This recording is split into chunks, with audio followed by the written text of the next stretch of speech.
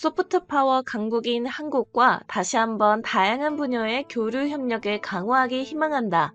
태국의 신임 패통탄 총리가 최근 한국에게 밝힌 메시지입니다.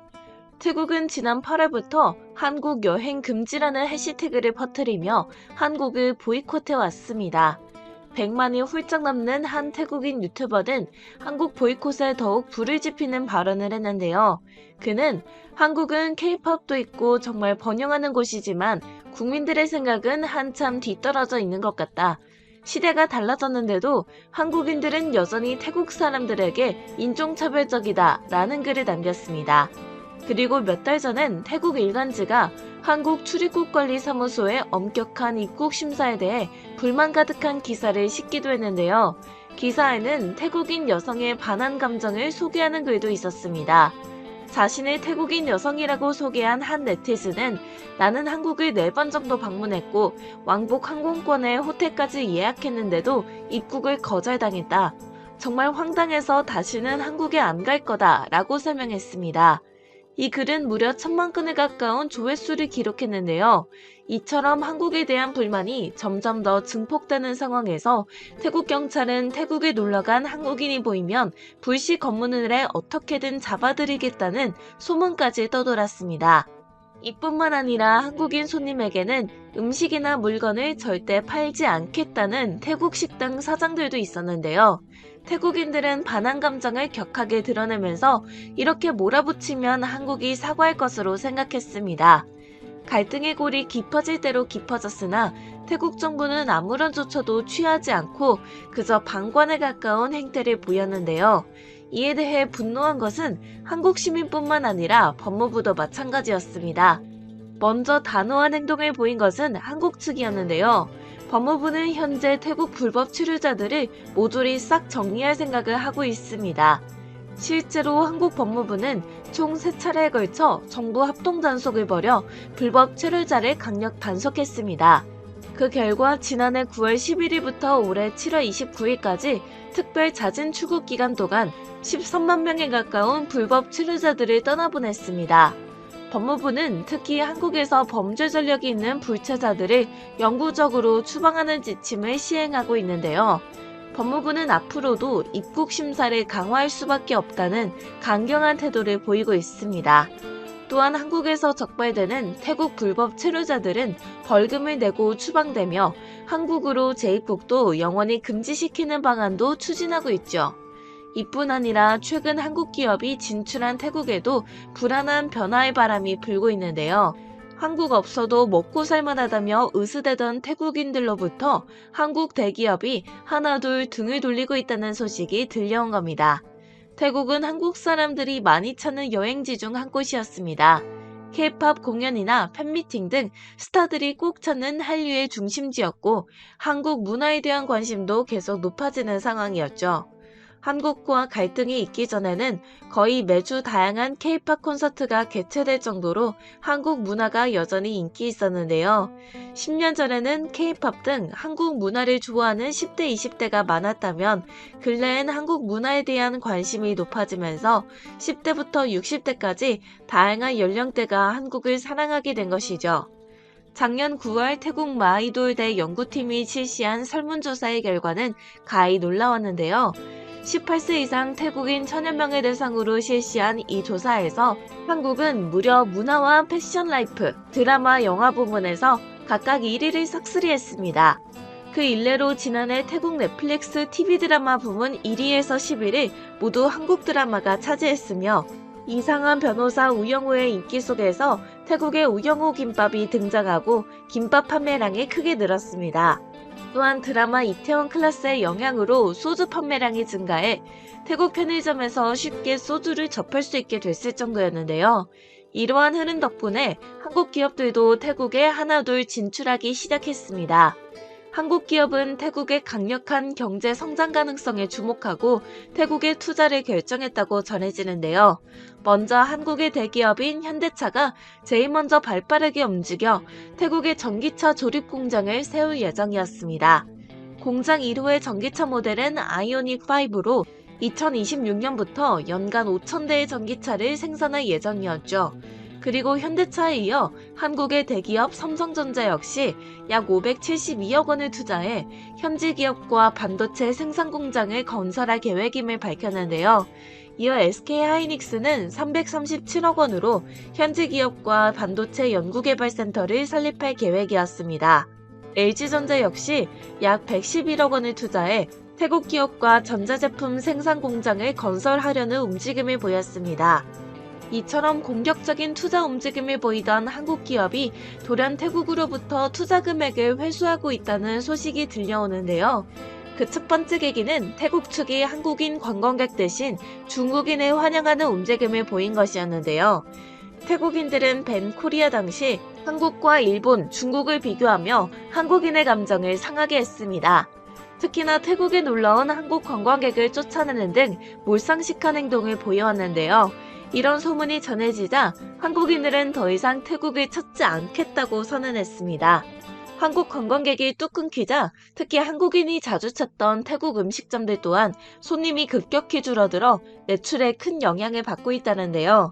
현재 파리가 날리는 식당 중 태국 방콕 팔람 인근에 위치한 한 식당은 태국 현지인들 사이에서는 물론 한국 관광객들에게 큰 인기를 끌던 식당이었습니다. 한국인이 보이콧하기 전까지만 해도 이 식당에서는 데이트를 하는 연인들과 가족 단위의 현지인 그리고 한국인들이 바글바글했는데요. 주력 메뉴인 간장게장과 된장찌개, 낙지볶음 등은 현지인들에게도 많은 사랑을 받는 음식이었죠. 주말이면 수십 명씩 대기를 하던 손님의 90% 이상이 지금은 뚝 떨어진 상황인데요. 처음 밴코리아로 인해 한국 불매운동을 외치며 한국 손님을 받지 않던 태국 상인들은 대려 본인들이 혼나고 있는 중이었습니다. 하지만 일부 한국인들은 앞으로도 절대 태국을 가지 않겠다며 손절선언을 한 상황인데요. 태국 관광업계는 그동안 한국인 관광객들로 인해 쉽게 배를 채워왔습니다. 팬데믹 이전인 2019년만 해도 태국을 방문한 외국인 관광객은 1,800만 명에 달했는데요. 이 중에는 한국인이 430만 명으로 중국에 이어 많은 관광객 순위를 차지했습니다. 하지만 밴 코리아가 시작되고 태국 관광업계는 폭망했으며 지금도 그 이전 수준으로 회복되기는 어렵다고 전해집니다. 업계에서도 한국인 관광객의 부재로 태국 관광산업이 이전처럼 황금시대를 맞기엔 어려울 것으로 판단하고 있는데요. 업계 전문가에 따르면 태국 관광시장이 밴 코리아 이전으로 완전한 회복을 위해서는 큰손인 한국의 꾸준한 방문이 필수적이라고 지적했습니다. 이는 태국을 대신할 만한 관광 화수분이 전혀 없기 때문인데요. 하지만 태국을 바라보는 한국인들의 시선이 달라진 마당에 이를 기대하기란 꽤 어려운 듯합니다. 현재 태국인들은 피눈물을 흘리며 한국에게 간절히 용서를 빌고 있는 상황인데요. 그간 콧대 높게 방관하던 태국 정부는 뒤늦게 후회의 눈물을 흘리며 비공식적으로 한국 정부에 사죄를 표하고 있습니다. 그 중에서도 불체자 관련해 방관하고 있던 외교부 장관은 태국인의 한국 불법 체류를 막기 위해 특별 단속팀을 구성했다고 밝히면서 한국 출입국 관리소와 협력할 것이라고 설명했는데요. 또한 소셜미디어 광고 등을 통해 한국으로의 불법 체류를 알선하는 업자들을 단속하기 위한 특별 단속팀도 꾸렸다고 전했습니다. 특히 패통탄 신임 총리는 매체와의 인터뷰를 통해 꾸준히 한국을 언급하는 상황인데요. 그녀는 최근 한국과 관련한 모든 문제에 대해 조속히 협상하며 발효되도록 노력하겠다고 밝히면서 한국과 더욱 친밀하게 교류하고 싶다는 희망도 전했습니다. 과연 태국 정부는 한국에게 정식으로 사과를 함으로써 과거의 영광을 다시 누릴 수 있을까요? 태국 총리의 행동에 따라 조만간 그 모든 것이 판가름 날 것 같습니다. 한국과 태국이 수교를 맺은 지 66주년이 되는 뜻깊은 해를 맞아 어쩌면 태국 방콕에 서울시 방콕구라는 별명이 생기진 않나 기대감이 심어지는 듯 했습니다. 그러나 최근 한국 기업이 진출한 태국에는 불안한 변화의 바람이 불고 있는데요. 한국 없어도 먹고 살만하다며 으스대던 태국인들로부터 한국 대기업들이 하나둘 등을 돌리고 있다는 소식이 들려온 것이었죠. 과연 어떻게 된 일인지 지금부터 자세한 소식을 살펴보겠습니다.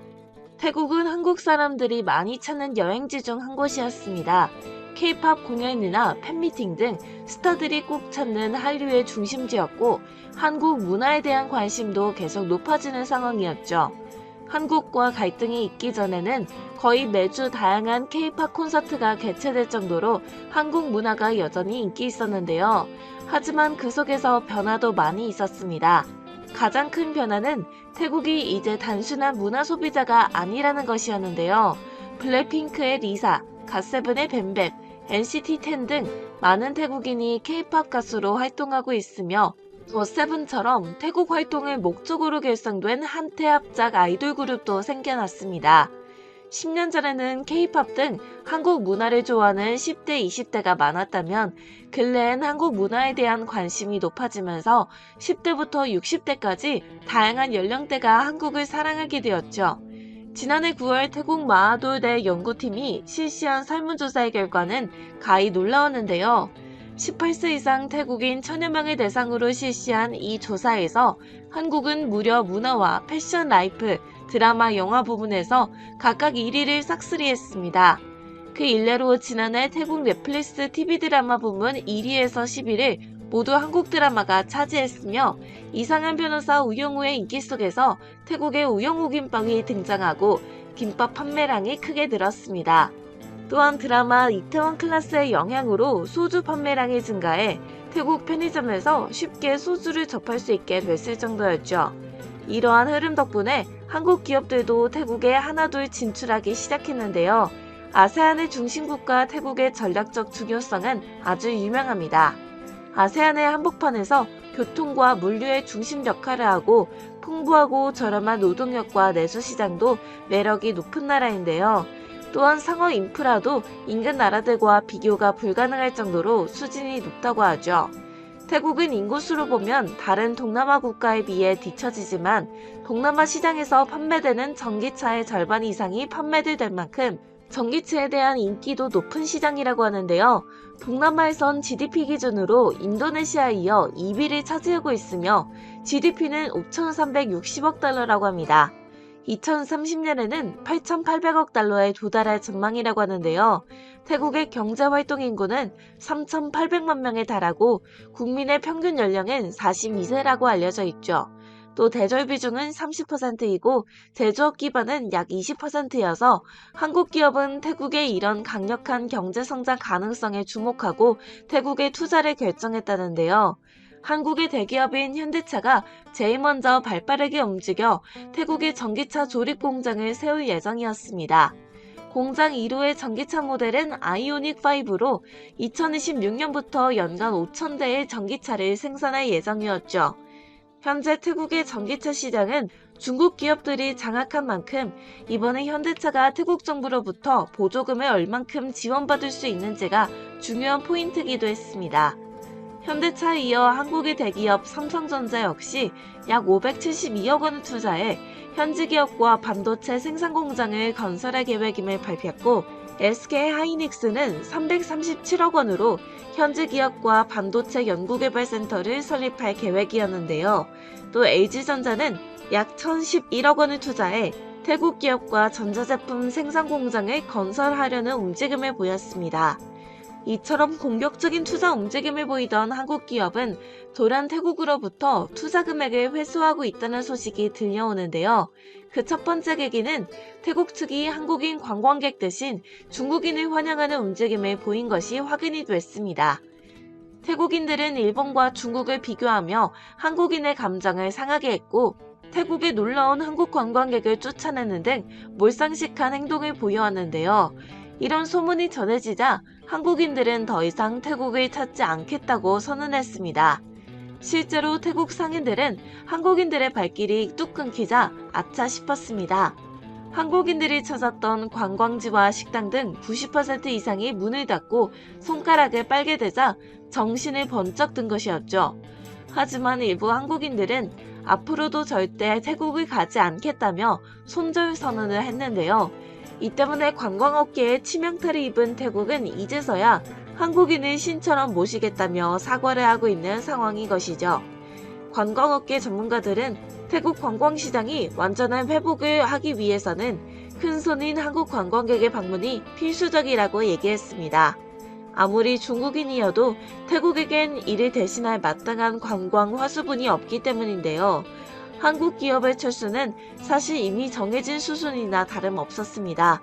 지난 8월이었죠.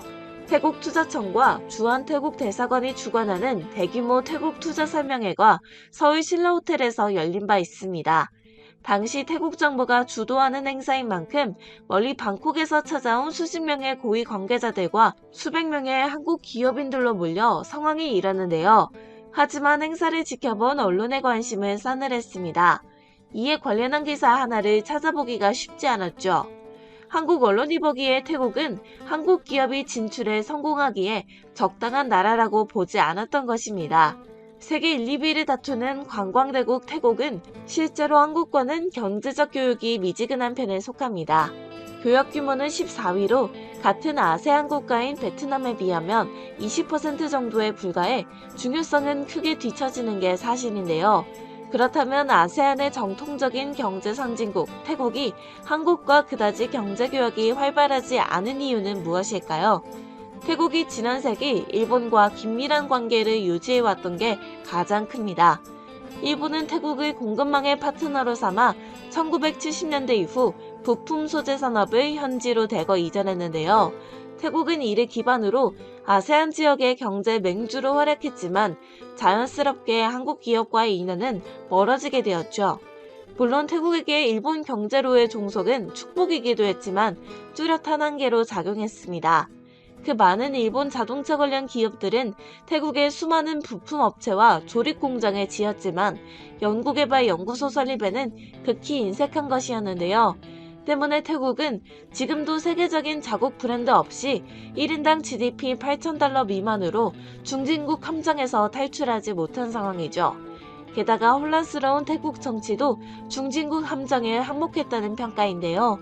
군부의 영향력이 워낙 드센 탓에 1932년 이후 무려 22차례의 군사 쿠데타가 있었고 13차례나 무력에 의한 정권교체로 이어졌습니다.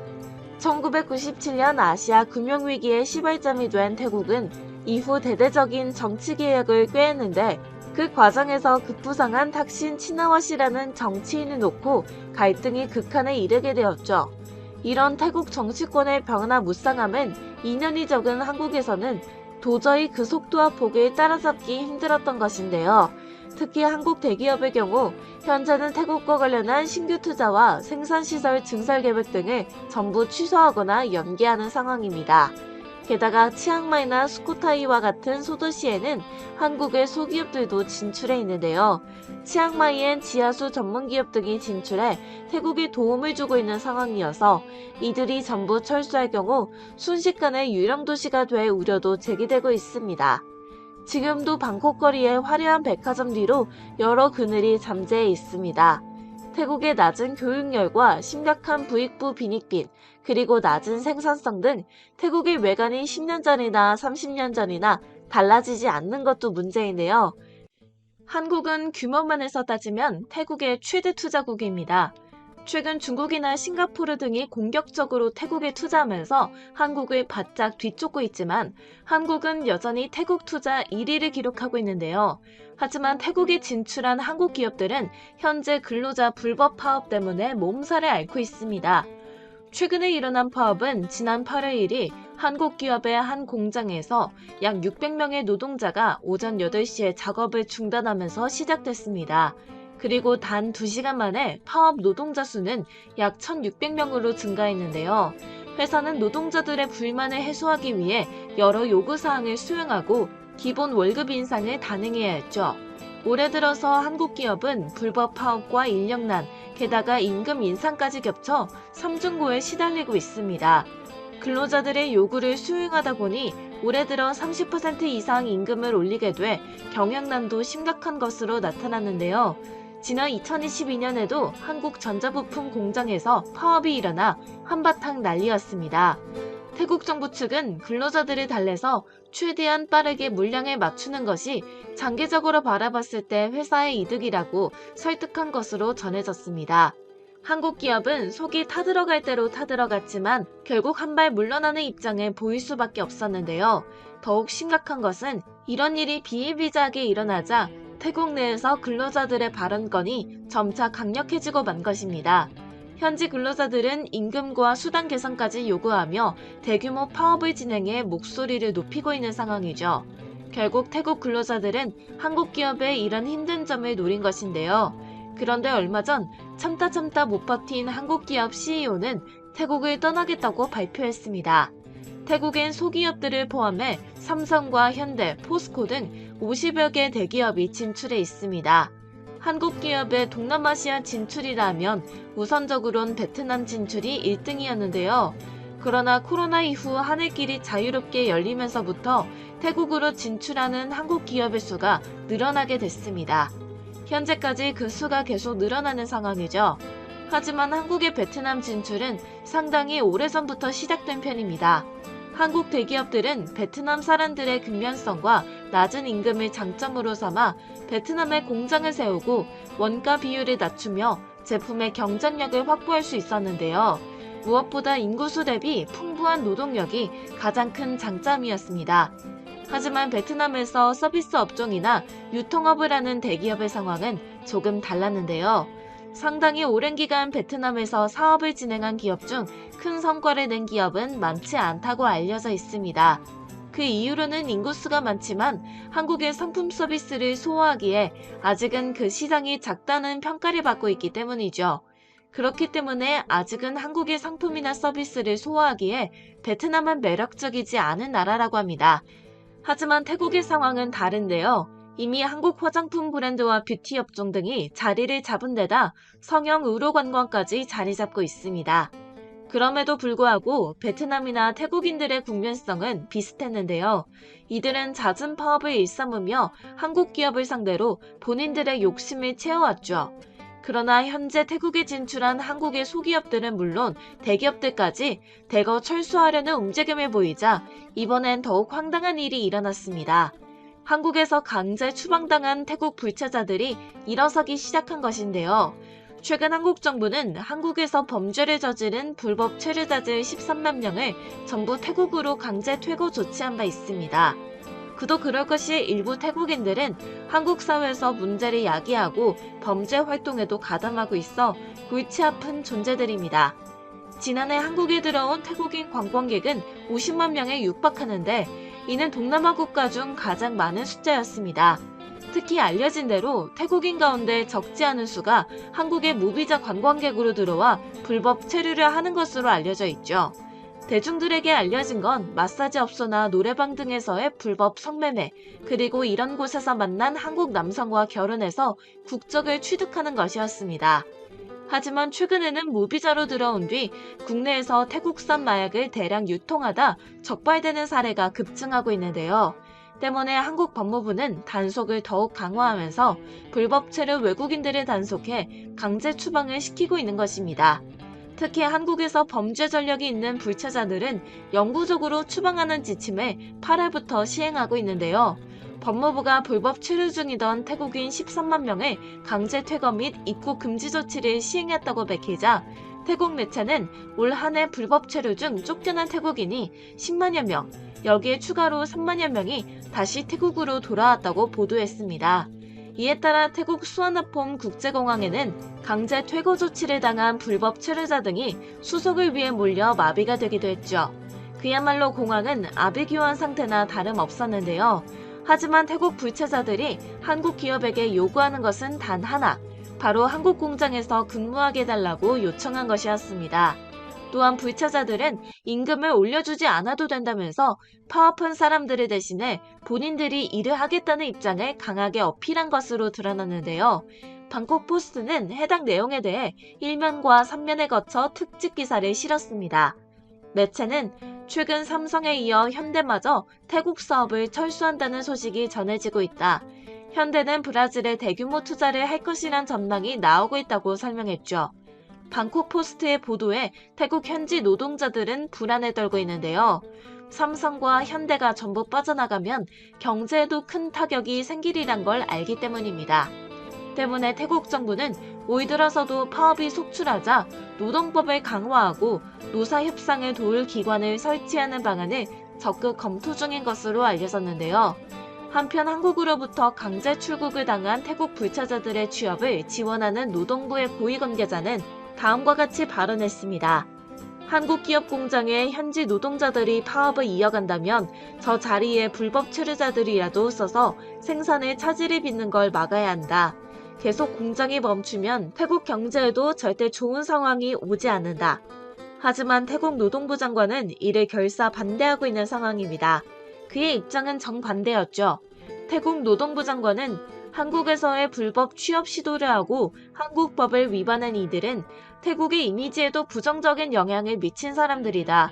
그들을 정규직으로 채용할 수 없다며 주장하고 있는 것으로 드러나는데요.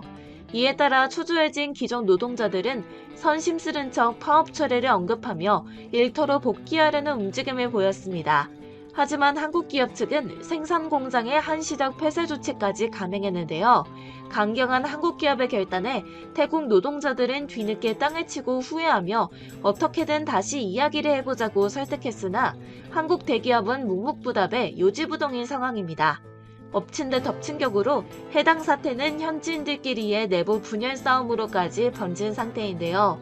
공장에서 저임금으로라도 일을 하겠다는 불법 체류자들과 정규직들이 몸싸움을 벌인다는 소식이 연이 전해지고 있죠. 또한 태국 경찰들은 이들을 진압하기 위해 대치 상황까지 벌이고 있는데요. 한국 기업들은 사태를 관망하고 있습니다. 업계 고위 관계자에 따르면 더 이상 태국에서 사업을 지속하기 어렵다는 내부 결정이 내려졌다며 현재는 인력들의 산을 재배치 문제 등에 대해 논의 중이라고 밝혔는데요. 고위 관계자는 태국 노동자들의 요구가 한국 기업 입장에서는 도무지 받아들이기 힘들었다면서 때문에 철수하는 방안이 유력해 보인다고 말했습니다. 태국 손절에 더욱 시동을 걸고 있는 한국 기업들의 예상치 못한 움직임에 태국은 상당히 충격을 받은 상황인데요. 하지만 이런 중대한 결정을 내린 한국 기업의 결단력에 시민들은 적극적인 지지를 보내고 있습니다. 한국 기업이 불법 파업에 대해 더 이상 참지 않겠다고 예고한 바 있는 만큼 앞으로 태국에게 어떤 미래가 펼쳐질지 주목됩니다. 오늘 준비한 소식은 여기서 마치겠습니다. 오늘도 시청해주셔서 감사합니다.